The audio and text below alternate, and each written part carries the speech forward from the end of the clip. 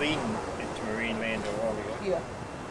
All the dolphins in there. First, I think that'd be a good idea. Okay. I think we just follow this road all the way, can't we? Or should I swing back up and... No, follow it down and it leads you... Past the Arkwrights. Well, how do they say it? Can I drive? Yeah, it's a pity they should have brought that property on the back and developed the whole site. Hang alright here. Veterinary clinic, anyone want to go there? No. There we go, down this road here. Yeah. Where we started. True. No, this is the village.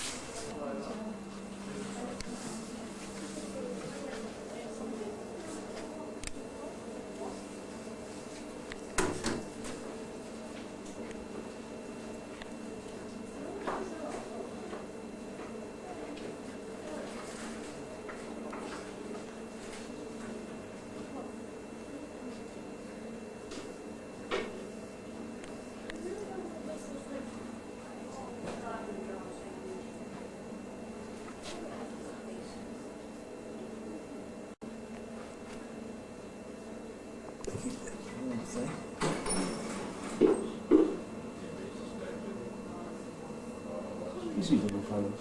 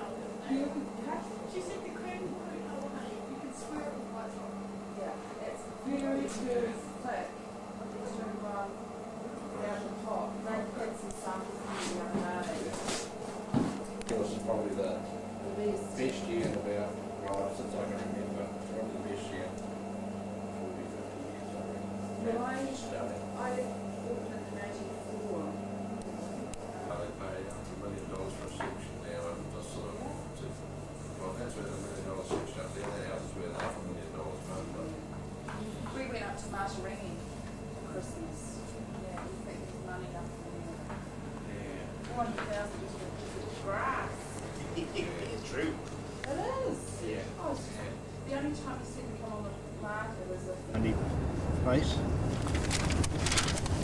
Don't you, Mike? Yeah, what I have discovered is if I eat too much honey, I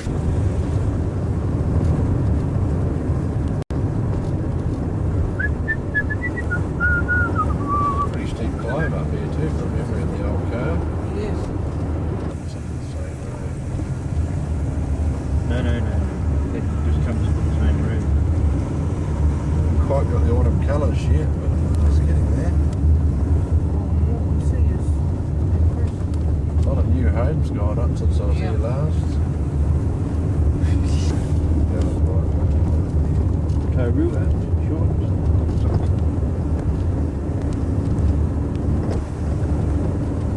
Be like this one.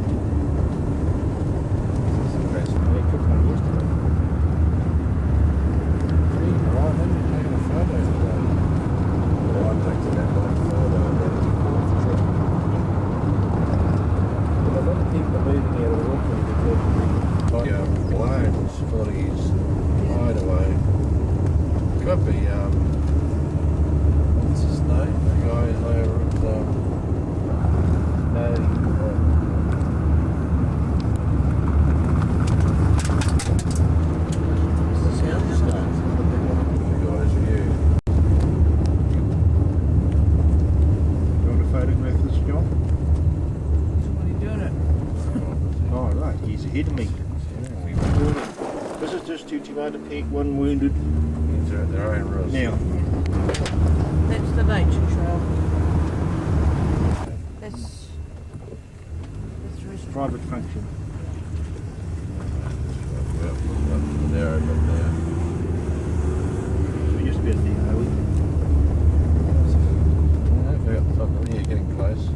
Mind your back.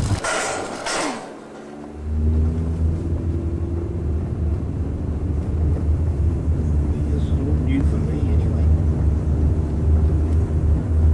Oh, this is definitely worth the drive up here. I mean, even today, it's a bit baggy, but you'll still get a good view. We've got to get up. That's the drive.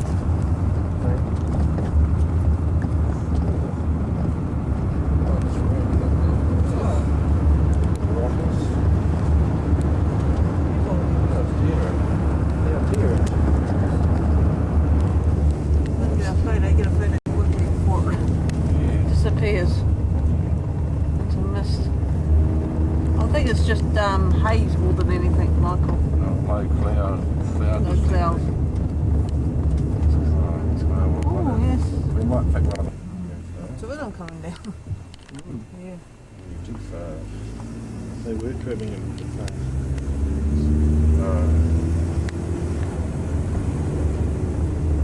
That's the drizzle. Yeah, that's right. It's such a nice morning too.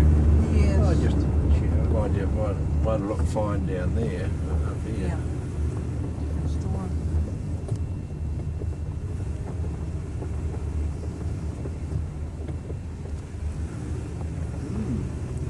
Yeah, somebody does. bullet track. Start with.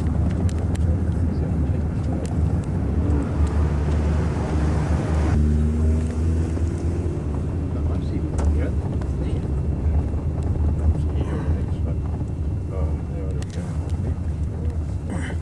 Right. Well, it's the easiest way I know of climbing a mountain. Yeah, that's all. Go along with it. Yeah, the car do all the work. It's really freezing still. Oh, get to the edge. Oh, look at that. Oh.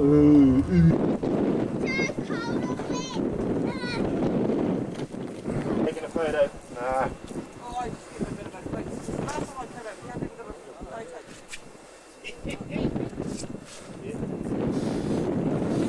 By Hastings District in Napier City, right because the New Zealand Contractors Federation, East Coast,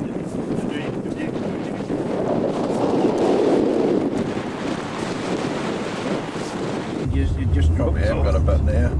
It just dropped off. Yeah, that's a shaker. Mm. That's a shaker. You're shaking, Mike. It's very kindly waiting for me to finish up. Snow's at the bike.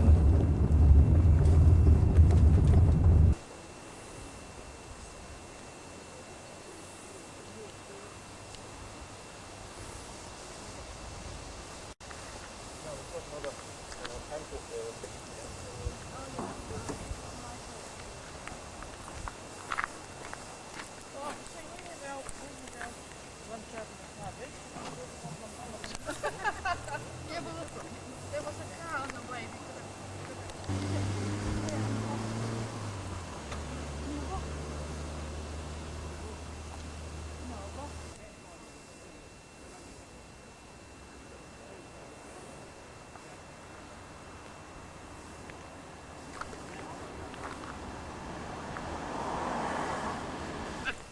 See that bush tracker ahead, John? Yeah, John. John, take Hey it. there, John.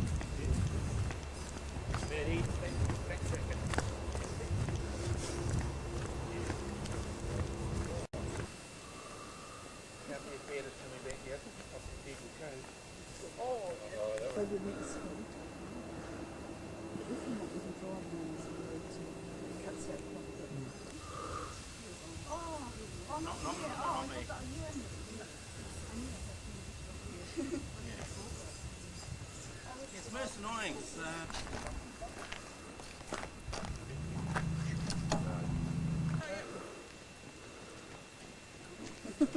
Yeah, they're not slow, are you? just having a great old chocolate. Yeah, they're not slow at all.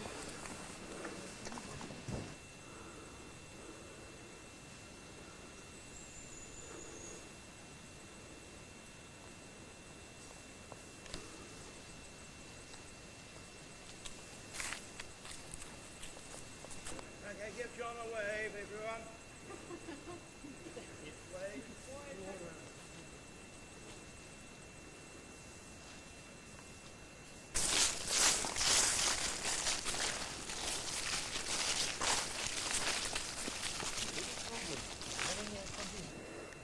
Who's got the machine gun?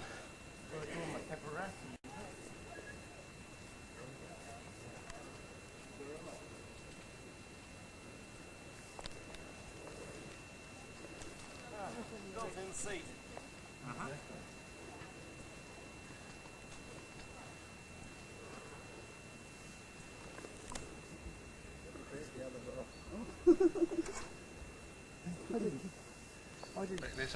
Can't you hear? Fine. Can't you hear the? I just need to run the row. I'll steam railway up here, mate. I'll just go ahead and.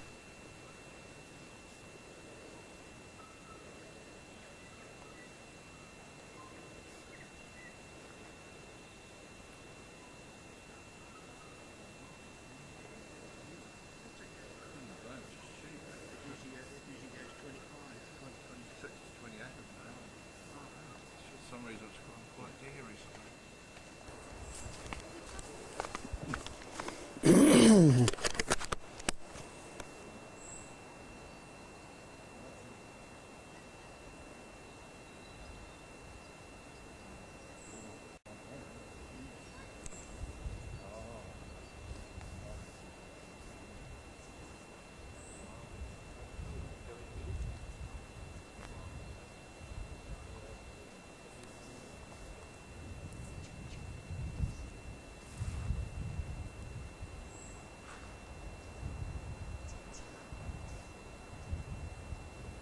It's probably smashed.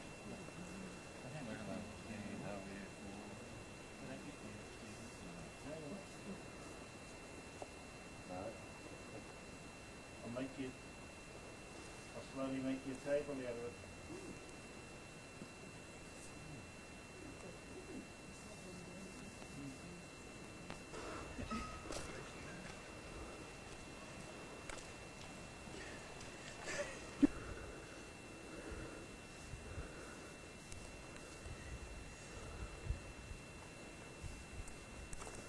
Huh?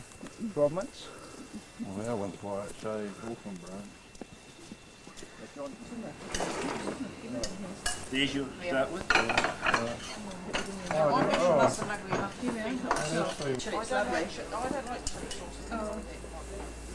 on, we'll put that one out of Yep. Change the cycle. Stop the cycle in Now, I'm not too sure who I'm dishing Does it. anyone know? Blame me. Blame you? Yep. Oh, okay. And we'll go and salt. Oh, will you?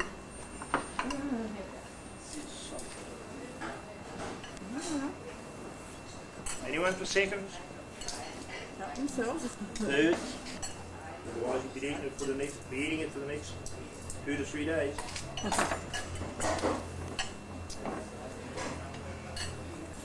Yeah, come with your dinner, John, you know.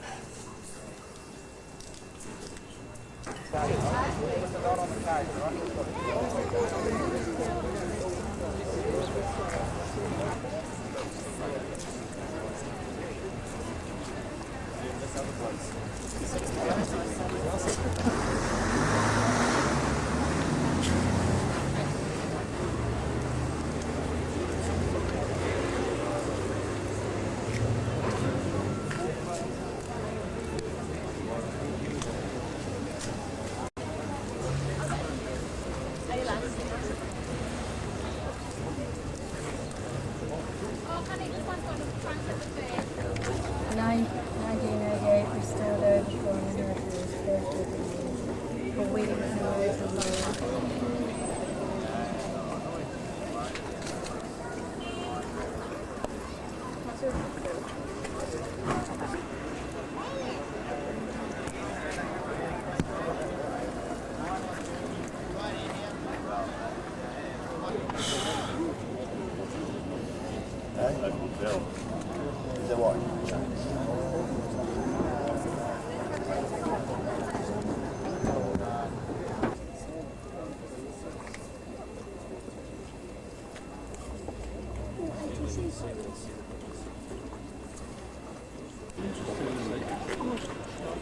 Yes, it is, yeah.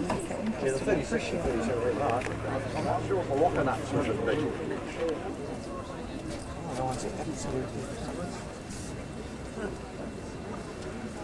I got a cross, I must have.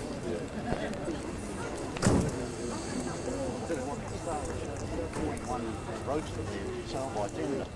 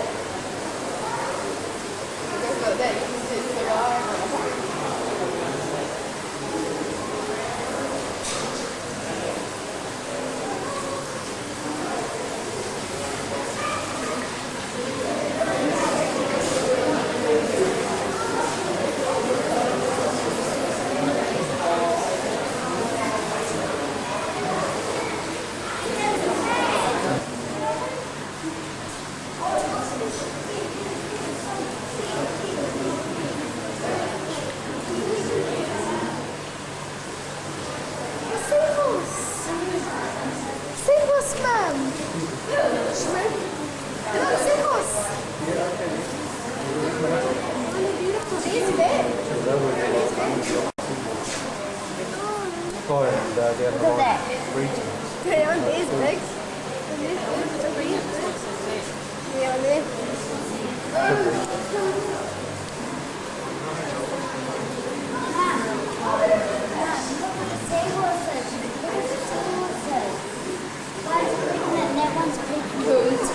And there's a little baby one in here. There's a baby one somewhere. There, look.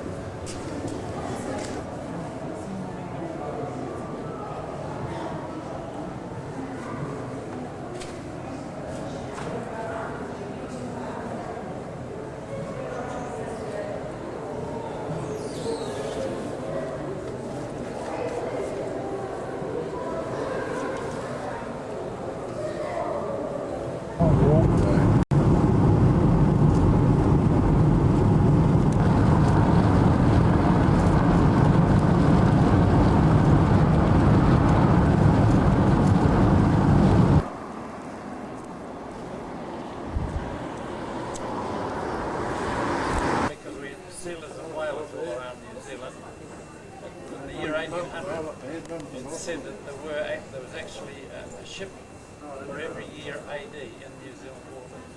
So 1,800 ships. Imagine the source, it must have been pretty horrendous. Anyway, that petered out towards 1850, and then time settled of towns and ports started to evolve from them. We don't have a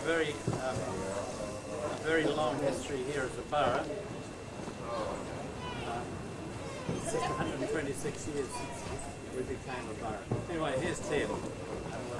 Morning, everyone. Right, well, we'll split up. We've got 19, I think, and the children. So, I'm coming out this way. So who wishes to come with me? Come now, please.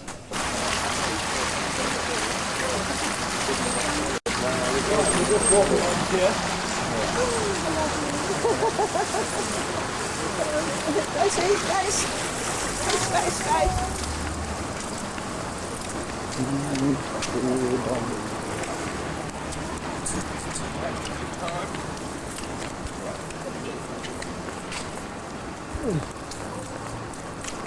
Oh, welcome. Nice to have you with us. And you're from? From Hull. From Hull. Oh my goodness. Yeah. I've been living here in Auckland since '52. Right. So you know a lot about Art Deco. And you're Wellington. You're Wellington too. Leave the little one. Here's a list from Taiwan. From Taiwan. So it's lovely to have you with us.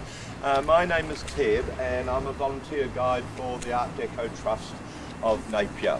So welcome to this interesting city that we believe it is, because now we're claiming to have the most Art Deco buildings in one place anywhere in the world, and we're now going for World Heritage through UNESCO, and we've had some of the top people have already visited our city. Of course, there's thousands of applicants worldwide wanting their places in World Heritage, but we're very hopeful because they're now looking at a later period, and so of the 30s we're very hopeful. Well, on the 3rd of February 1931 at 10:47 in the morning, this mighty earthquake struck the whole of Hawke's Bay, the whole of the district. And the first shake lasted 2.5 minutes with a 30-second gap in the middle. So that was a massive quake if you take it on the basis of world earthquakes that have happened in the last few years. It was recorded at 7.9, but has just recently been reduced to 7.8. I don't know how authorities can do this, but still it has now been recorded at 7.8. Still a mighty quake. Hundreds of aftershocks which went for many weeks. So it was massive destruction. Now, within minutes of the quake happening, fire started, and it started in chemist shops, because in those days they used gas burners to melt the wax to seal the bottles. And if they'd had a bucket of water handy, most probably they could have put it out. The mains burst. The fire people thought they would save the city, and they came down here and they just put planks of wood down onto the shingle, and they put the hoses out in the water. But as soon as the pump started, the hoses filled up the shingle and sand, and Napier burnt. The wind was coming off the sea, so the bulk of the buildings on the Marine Parade were saved.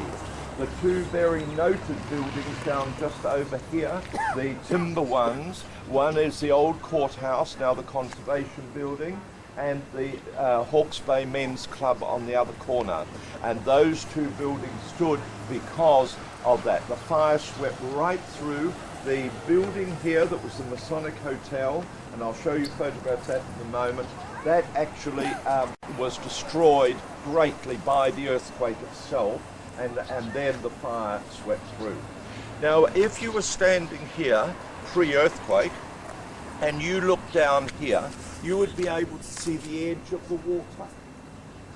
But on the day of the quake, all this land, including virtually the whole of Napier came up 2 metres.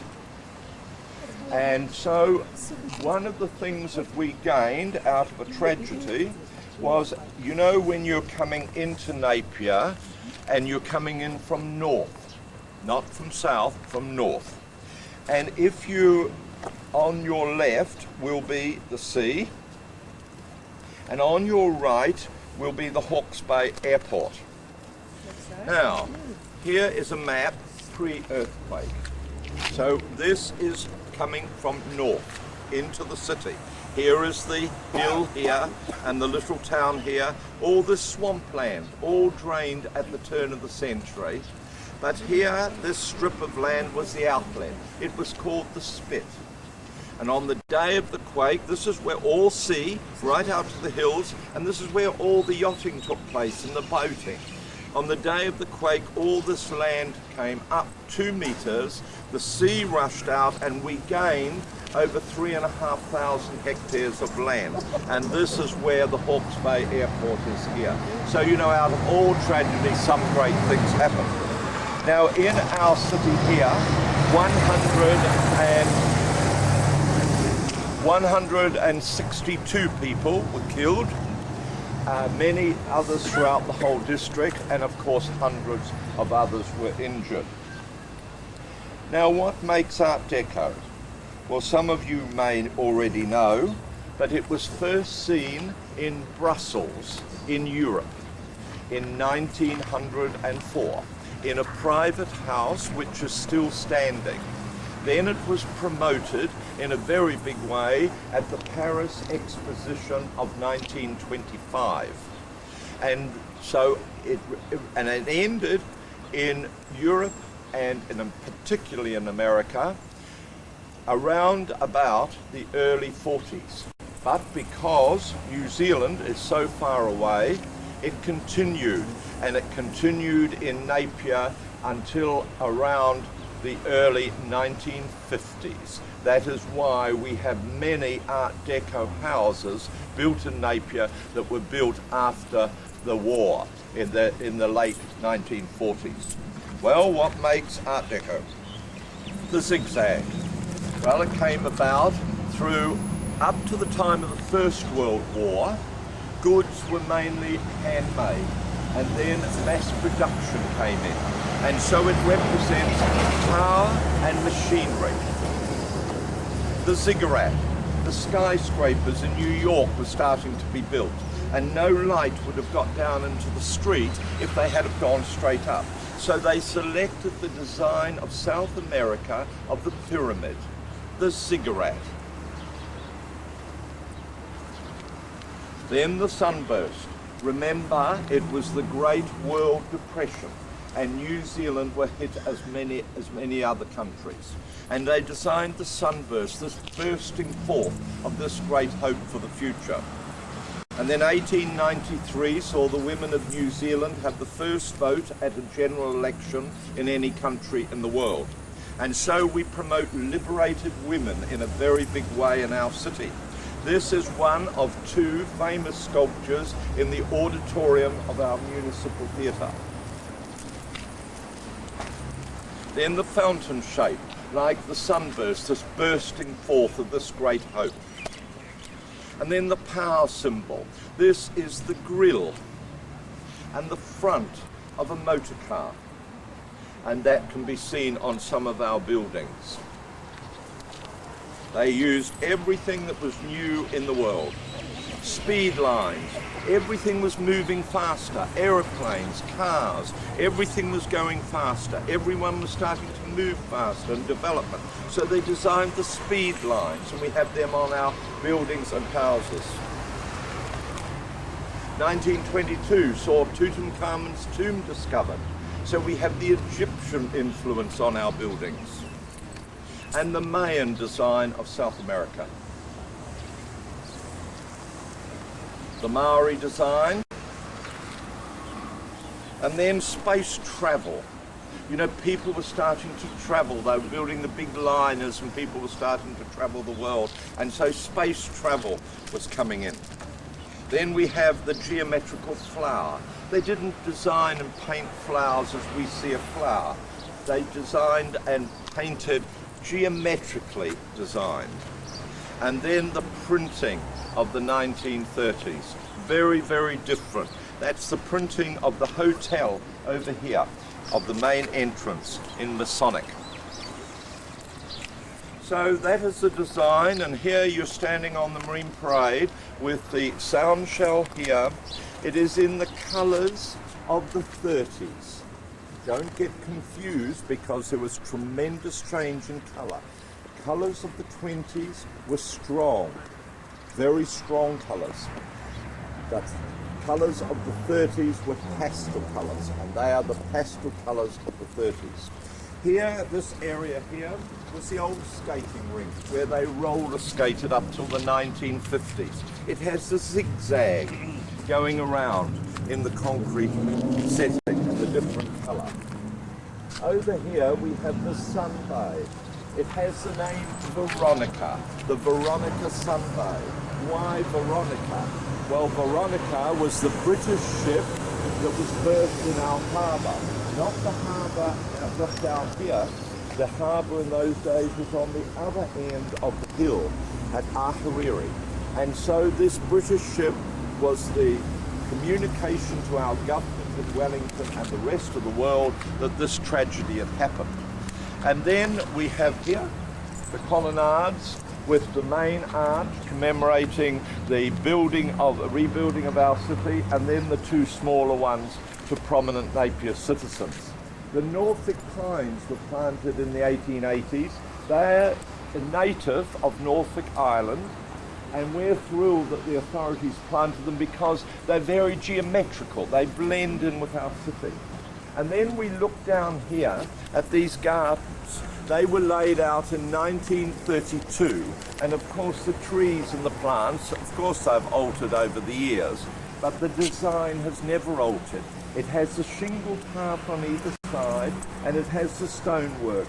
But what is interesting, they still plant the plants in the oblong blocks, all one type of plant. So say they're planting pansies, all dahlias, and they try to keep the one colour so that they're geometrical. They're in oblong blocks, geometrical. It's a very interesting garden.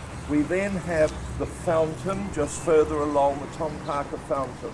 The development, we're spending a great deal of money on this whole of Marine Parade. We have now the National New Zealand Aquarium, which is further down. And down here, we've just opened the saltwater swimming complex at about $5 million. And then the War Memorial Conference Centre, and then the new international hotel on the other side. So the development right through this whole area is going on at the present time. Right, do ask me questions. Wait for Soul to come, and then we could find this head. And there was great controversy, shall we spend all this money to have another head made in Italy, and all this sort of thing. And so the soldier didn't go back. And it was in the 1950s, one of our workers were working over in one of our new suburbs, Hiva, and all of a sudden he saw something white, got off his tractor, and what was it? The head of our soldier. So we were able to put him back.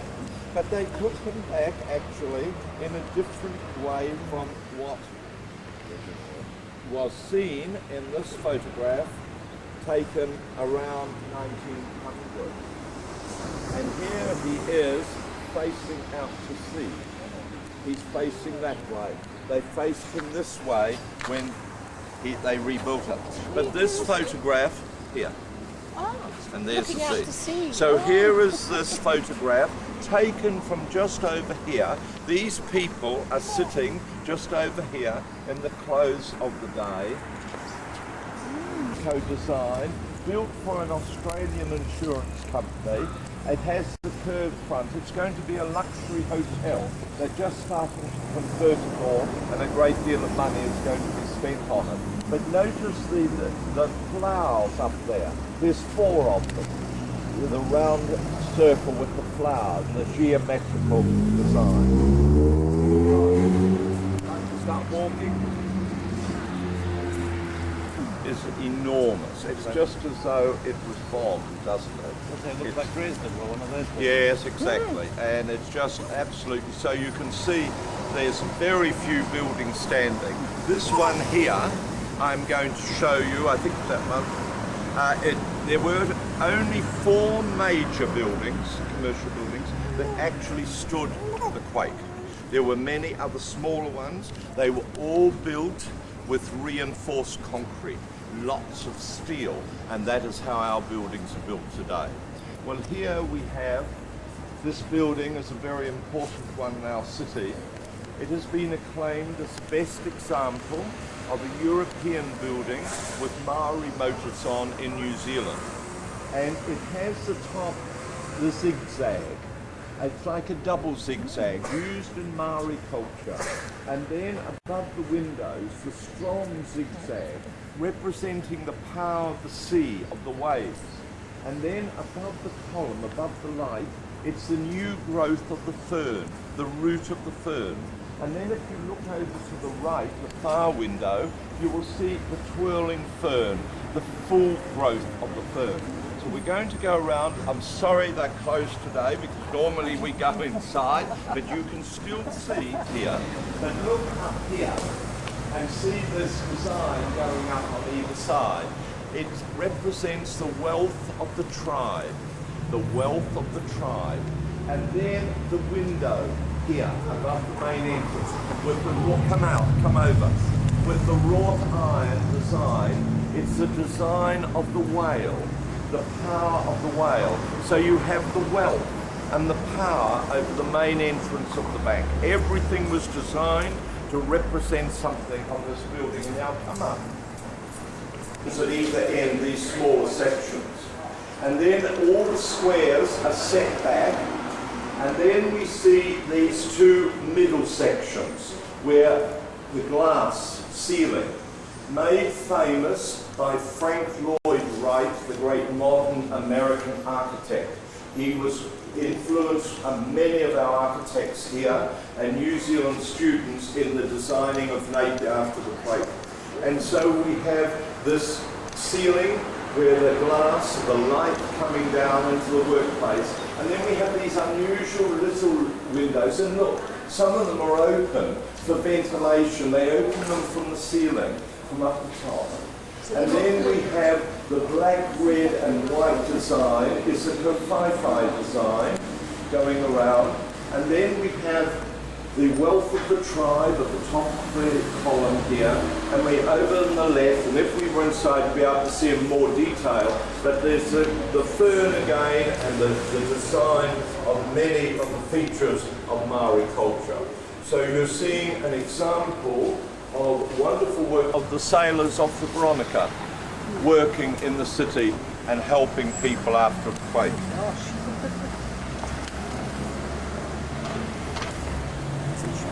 Here is another shot. That's, oh, you saw that one. Looks like a bombing. Well, here, this area, this main street, traffic used to just come up and down, normal road. And then they decided in 1992 that they wanted to do something different and they wanted a Mediterranean theme. And so they designed this, put it to the people of Napier. We all voted on it. Traffic can go down halfway and come up halfway and then branch off. The seats, these are seats over here. As we go down, you'll see them scattered throughout.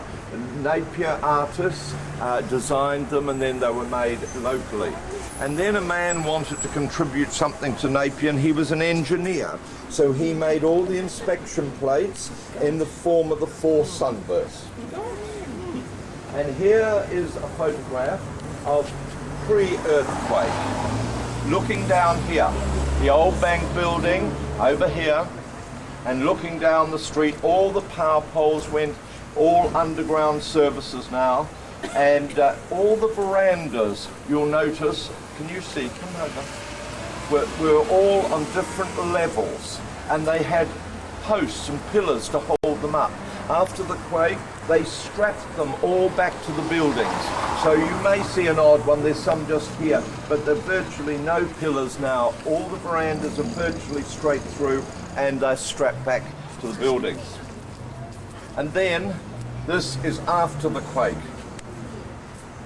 This is the same photograph looking down, and so this building took the place of that building, and then this came down, plus this building, and that was replaced by these buildings. Why were they replaced? Because many overseas people particularly want to know that. Well, you must remember that this was all 1932-33.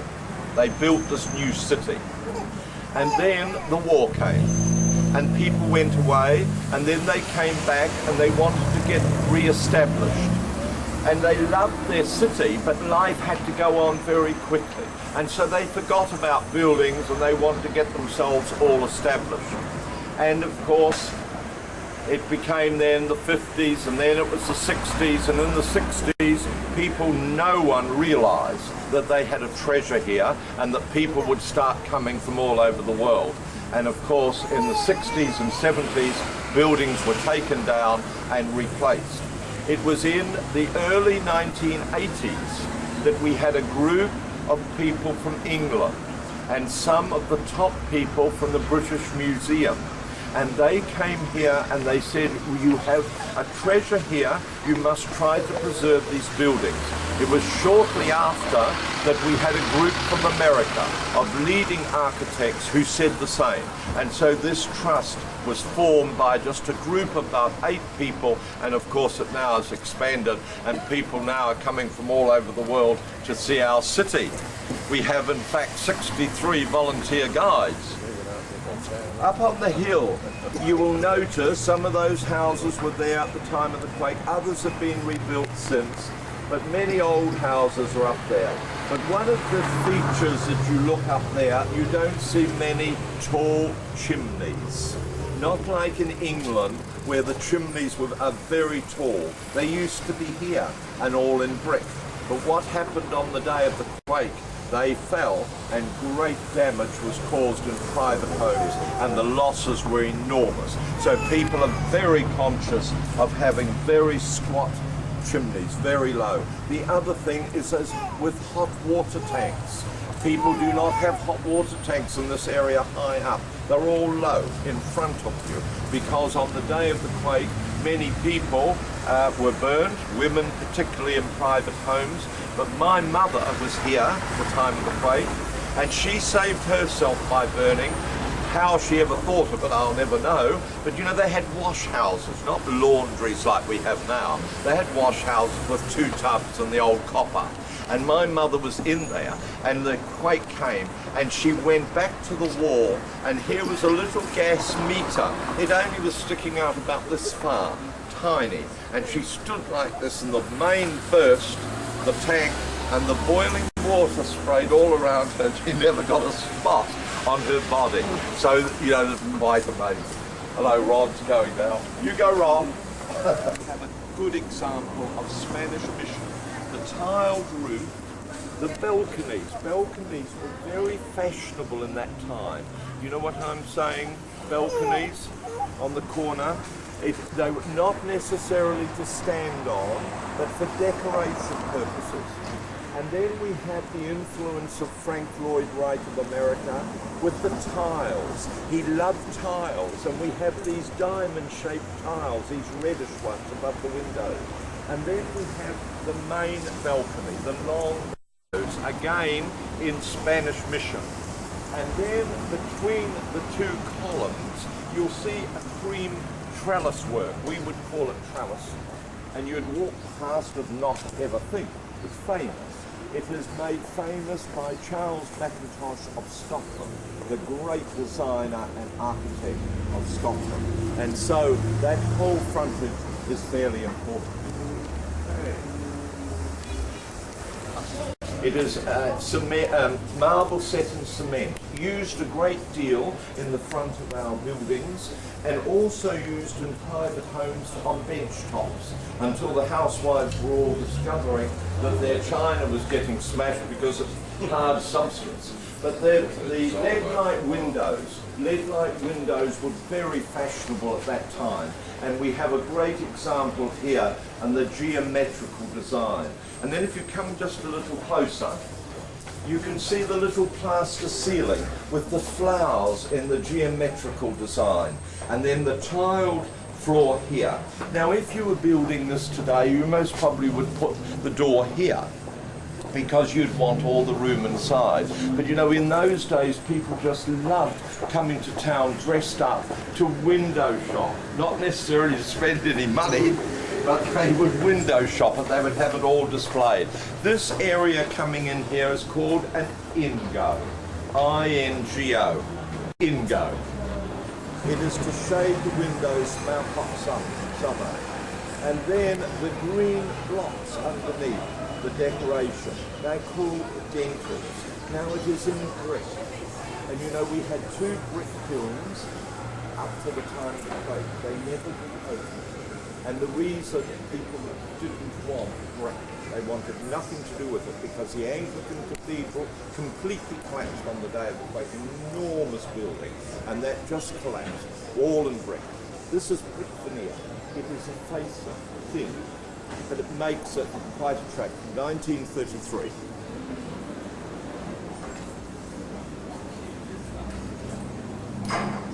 It's a gift to the city. Again, a wonderful example of workmanship with the arched windows. Now, you know, welding had just come in. Welding was used welding. They decided to use rivets, the old style of rivets, to make lots of noise to tell the people that their city had started to be rebuilt. Amazing, isn't it? Here we have 3 murals. The one on the right depicting the big liner of the 20s and 30s, people starting to travel the world, the aeroplane, and then the people sunbathing and swimming. Up to that time, not quite the thing to do. And then the freedom of women. She's looking up at the light. Terrific changes in lighting took place. From a centre of a ceiling in a room to fluorescent lighting and concealed lighting. And then the lead light window at the back. And then on the left, I like to think that he represents that period in New Zealand. I don't know if the New Zealanders will agree with me, but I think he represents that period when we closed Friday night and reopened 9 o'clock Monday morning. No good for the tourists, but wonderful for us. It's our sister city. Our paper is now called Hawke's Bay Today. And so this building is a very important one also, because we call it our most flamboyant of all our buildings. It has every feature of Art Deco. It has, if you look left and right at the top of the flagpole, is the ziggurat. And then immediately under the flagpole is the sunburst. And then above the columns, the fountain bursting forth. And then the zigzag immediately under it. And then around the doorway, there's plaster work in the form of the ziggurat. And then the 2 very unusual bronze light fittings. Somebody smashed a bit of the glass, haven't they? This one on the right. Very unusual light fittings. And then the bronze doors. But the most important feature of the whole frontage is the balcony. It is in the strongest form of Art Deco in geometrical design. So we have a wonderful building. You know, New Zealanders who are present will know that we don't have any law in New Zealand to prevent the destruction of a building. There is no law in New Zealand. There are buildings that are in categories of heritage, 1, 2, 3, so on. But there is no law to prevent the destruction of a building. And we were very concerned that this building went up for sale, but the man who purchased it, and he is bringing it back to its former glory, a wonderful ceiling in there, one of the designs of Frank Lloyd Wright's, and he is spending a great deal of money on this building, and he is an Art Deco crazy man. He just loves it. And he purchased a building down further, which he has developed into a computer centre, but he has altered the interior, not the outside, but the interior to suit his workplace, and it is done in all the form of Art Deco, and it's truly magnificent. So here we're very pleased that we have been able to prevent the destruction of the building. A Napier architect, Louis Hay, for a Dr. Gleason, and he had his practice here over all the years. It has a ziggurat up at the top, and then it has little blue sunbursts, 2 rows on either side, hanging down, little sunbursts. And then the eyebrow, the shelf going across the eyebrow, and then the little blocks, the dental. Now, Dr. Gleason was of Irish descent, and he wanted to show his heritage. So he put 3 shamrocks on either side of the top and the big one in the middle. And then the building on the left, it had a tiled roof, so I suppose you would say it had Spanish mission influence with the arched windows. But you see these 2 panels, one above each of the windows, left and right. That is the design of Art Nouveau. Art Nouveau was the design before Art Deco. It was the design of everything of nature, birds, insects, vines, leaves, grapes, whereas Art Deco is geometric. And so we have the influence there of Art Nouveau in our group. But if we did, they would understand what I'm saying. This features are the tiles, the green tiles with the little red tile, and these blocks. They are a feature of Frank Lloyd Wright's, and they can be seen on 2 famous buildings in America, the Unity Temple in Chicago and the Holyoke House in Los Angeles, which have these features on. You know, with some of our buildings, if you were walking along, you would never really look up at that. But this building is very important in the history of our city. Purchased by this man who has purchased the one, the Daily Telegraph. This is the one, it's more classical. It has 3 shields, but it's classical Art Deco, but I have to say beautiful inside. To the right over here is the Anglican Cathedral, which replaced the old brick one that tumbled on the day of the quake. If you have time and you're walking around the city, you should go in there. It's well worthwhile a visit, and you see a more modern building, not like the old one, say, of Europe. Now, but what I want you to do is look at this building, and then look at the one on the right over here, or on my left, where the heavy concrete and heavy ornamentation. This building stood the quake. The roof collapsed, the fire swept through, but the structure stood, built in reinforced concrete. And it just gives you an example of, compared with this very modern design, and then this old-fashioned with lots of concrete and decoration. And people come from all over the world for it. Thousands of people.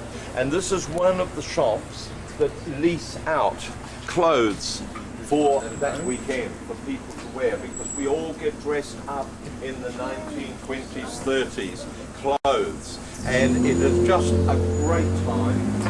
On the Sunday, we have a picnic on the Marine Parade, and 8,500 people picnicked there this last February, and it was just wonderful. And you know, they bring their tables and chairs with them, and they're dressed up men in their cream slacks and striped blazers, and the women in their very attractive clothes of the 20s and 30s, and but they also bring their best silver tea service and their best china, and then the food of the day, you know, cucumber sandwiches and seed cake.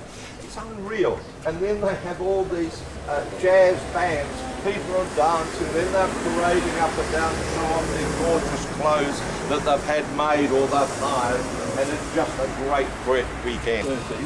The extension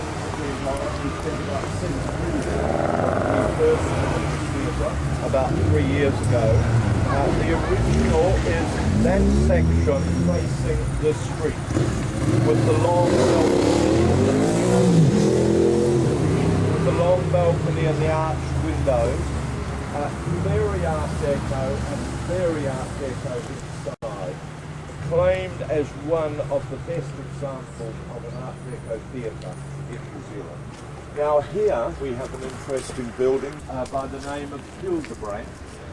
They were chiropodists, and on the day of the quake they rushed out to help people, and then they came back. Their building had been fairly destroyed, but the fire was coming through, but it was being controlled by the ornamentation fell, but it stood the quake. And I know it stood because it is square on the corner. Come down to this around here.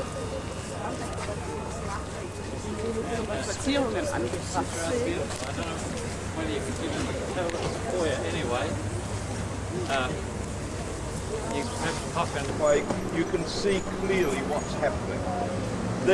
This sunburst here was placed here, this bronze sunburst, to commemorate the opening of this whole area. And if you look up here, but please don't go on the road, that's a road. Up here is this building I want you to just look at with the ziggurat design, and then the little blue sunburst, and then the zigzag, and then the three speed lines above the little windows. But it's the window frames that are very unusual. The metal frames with the frosted glass. If you were putting up windows up there today, you certainly would never put up windows like that. And metal being used, you know, a great deal in that period. And then underneath the veranda is as designed, I'm talking about here. That's made in Australia. It is pressed steel. It is just a lightweight material. It'll hurt you if it fell, but it's certainly lighter than others. And then my favourite, LED-light windows. I think they're a wonderful example again of workmanship, of the beveled glass, of the different types of glass being used. And this building over here, the Central Hotel, it was closed for many years upstairs, and it's just been refurbished and reopened. But it's a very attractive corner. It has the zigzag along the top, and then it has the balconies. Some are false balconies, just imitation balconies. And then the zigzag around the archways and the design. And look over to the long balcony on the left over there, with the columns going up. It has the three white sunbursts and then the double zigzag at the top. But above the columns, that design is the lotus leaf flower of Egypt. And so overall, with the colour scheme, our trust will offer the colours of schemes to owners of buildings for refurbishing, and our City Council of Finance.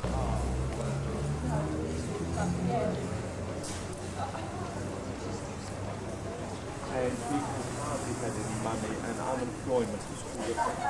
And then they decided to rebuild. And I think that was an enormous achievement for those business people to do.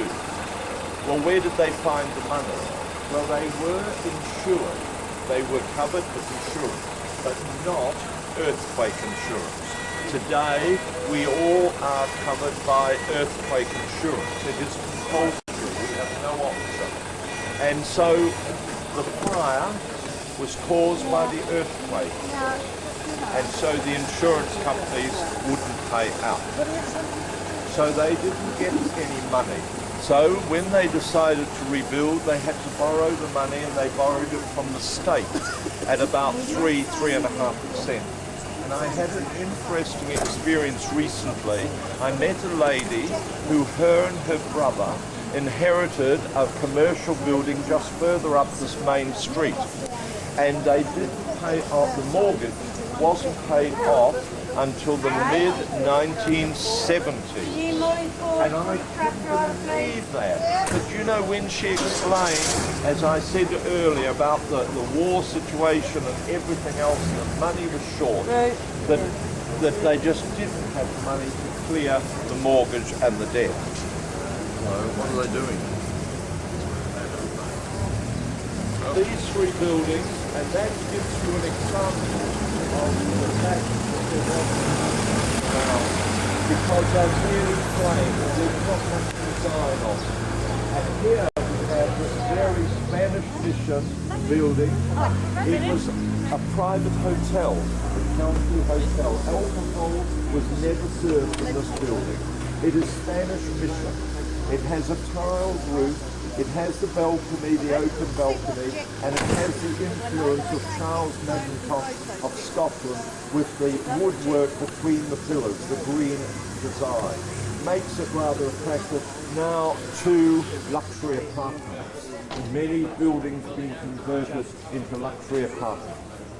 It is English design, a design seen in England, particularly near markets, where people could look out the window and see if the market had started. A very old English design, but it has windows that are interesting, and they call them the talking windows. You know, you can open them and talk to your neighbour. Well, I always think, it's all right if you love your neighbour, what if you hate them?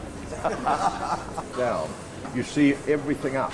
And here they have refurbished it in a lovely colour scheme in this silvery and the black and the grey. I think it's very attractive, and how they've picked out the different designs.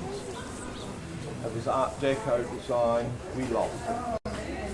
We have a great fight, and so this was designed by young Napier architect Harris Magdalenas.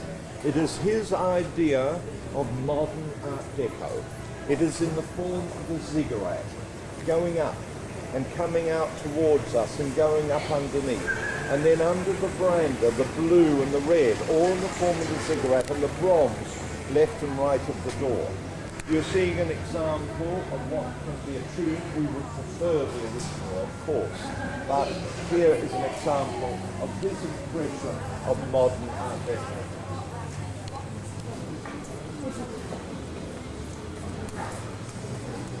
1932, our city was opened as the newest city in the world. So that was very, very quick. 1934 saw this building built, and it was the last one to be built in our city in the commercial area. So it was really completed 1934. Well, Napier was greatly influenced by the British rule in India. And so Napier was named after Sir Charles Napier, the great British fighter in India. And over here we have Clive Square, after Clive of India. It was in this square that the retailers of the day set up their businesses. They just built little tin sheds out of corrugated iron. It was called Tin Town, and that is where they served the people. The palms, they're Washington palms. They were planted here in the early 1920s to commemorate the visit of the late Duke of Windsor to our city. At the time of the quake, they were about 3 meters high, so they've certainly shot up, haven't they? And over here we have Memorial Square, the memorial to all those who fought in the wars we've been associated with. It was here that the professional people set up their businesses. They served the people of Napier, doctors, accountants, solicitors, etc. from there. And then this little hotel. It was originally opened 1873 and then rebuilt 1932. It is Spanish mission. It has the arched windows and the tiled roof. It has a very attractive lead-light window up here with the sunburst, very nice cut glass. And then here, the barley twist columns coming up. Then we'll just get across here, ground floor of this building directly in front of us. It was the old Napier fire station.